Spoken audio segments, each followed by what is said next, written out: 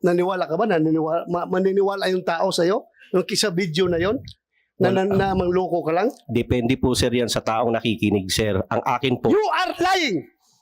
come again sir? You are lying! Opinion niyan sir, sa akin po naman yung totoo lang.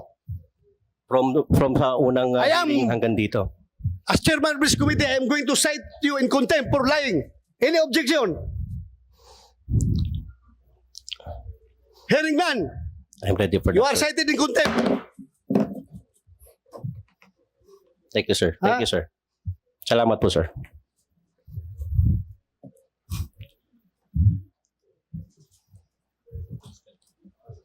Kumsik, you take custody of this person.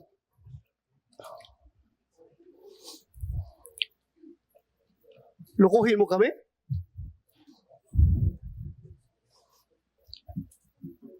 May dala na po akong bag sir. Kunin mo na yung bag. Ha?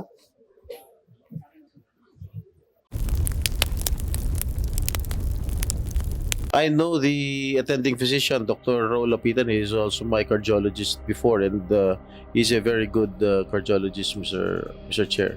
Yeah, thank you, Senator Jing. In fact, I have no doubt about that medical certificate. Pinirmahan niya ng doktor. May oath ang doktor na talagang hindi sila dapat magsisinungaling sa kanilang tungkulin. But then again, being the chairman of this committee, gusto ko rin talagang andito sana siya. Yeah, because you know, kung basehan natin yung video, narinig natin na very serious yung allegations about yung sinasabi na pwedeng ipapatay si Morales, maraming paraan para patayin si Morales. And hindi ko rin makukonsensya kapag after this hearing, o i-terminate na natin itong hearing na ito ngayon, tapos may mangyari kay Morales, mamamatayan, dahil hindi natin nakumpronta si James Kumar as to the veracity of that conversation. So, I think I am remiss of my duties kung hayaan natin na isara lang ito na hindi mapakinggan si Kumar. Kasi very serious yung sinasabi nitong former Napolcom personnel na si Picoy. Kahit na sinasabi niya na katang-isip lang yung nasabi niya, well, I don't believe you, Mr. Picoy. I don't believe you. In the first place, sinasabi mo na katang-isip mo yun. Pero, paano ka... alam ko yung ginawa mo ngayong discartes, afterthought na lang. Gusto mo lang magpapalusot.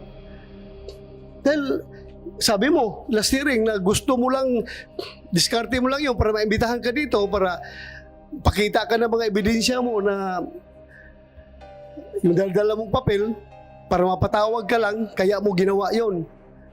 Sinabi mo naman na hindi ka narinig, hindi mo alam na nandoon si Morales nakikinig sa usapan ninyo, at hindi mo alam na mayroong video recording, may CCTV.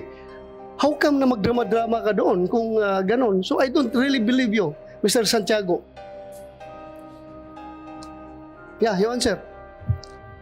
Sir, para sa akin po sir, opinion niyo po yun eh. Pero ang katotohanan po, nasabi ko na po. Katotohanan mo?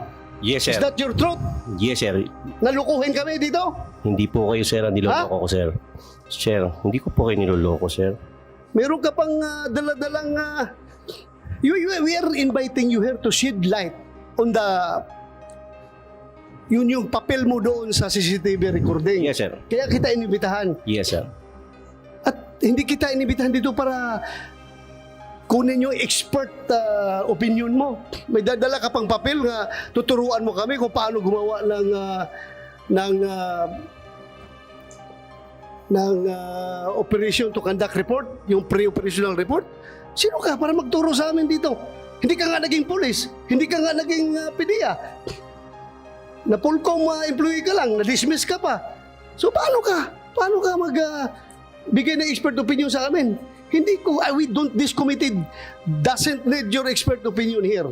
This committee wants your answer as far as your participation in that very telling video recording sa CCTV. It's unfair for me kung hindi ko pakinggan si Kumar dito sa open hearing. Tapos, kayo napakinggan ko dito. As your allegation na pwedeng patayin si Morales anytime, in any kind of method, in any manner, kung mangyari yan after the hearing, kasi you're claiming na talagang magaling ka, marami kang kaso.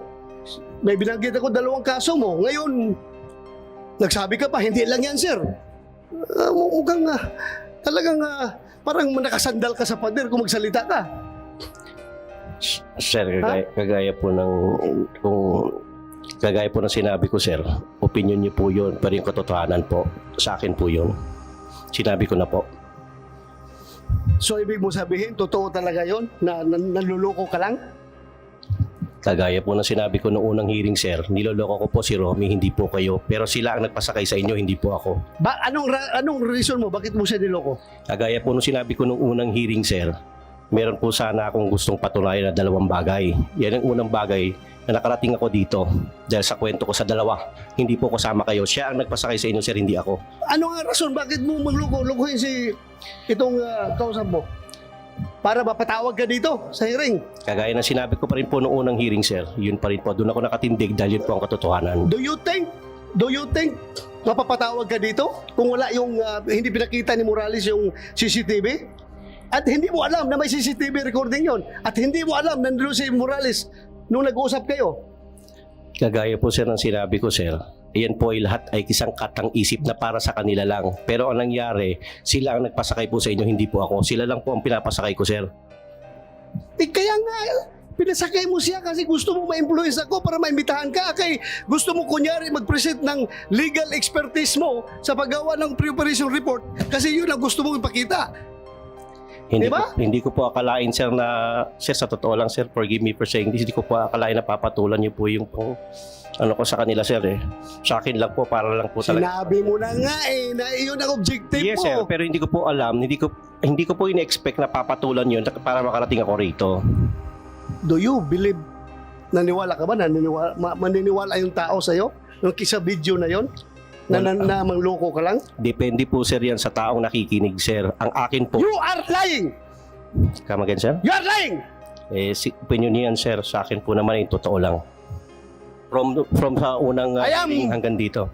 As chairman of this committee, I am going to cite you in contempt for lying. Any objection?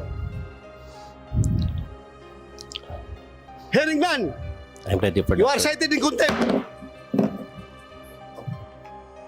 Thank you, sir. Thank you, sir. Salamat po, sir.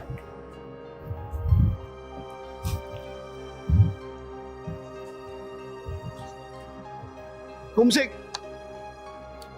you take custody of this person.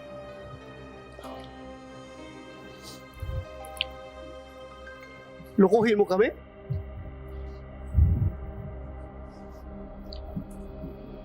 May dala na po akong bag, sir. Kunin mo na yung bag. Ha?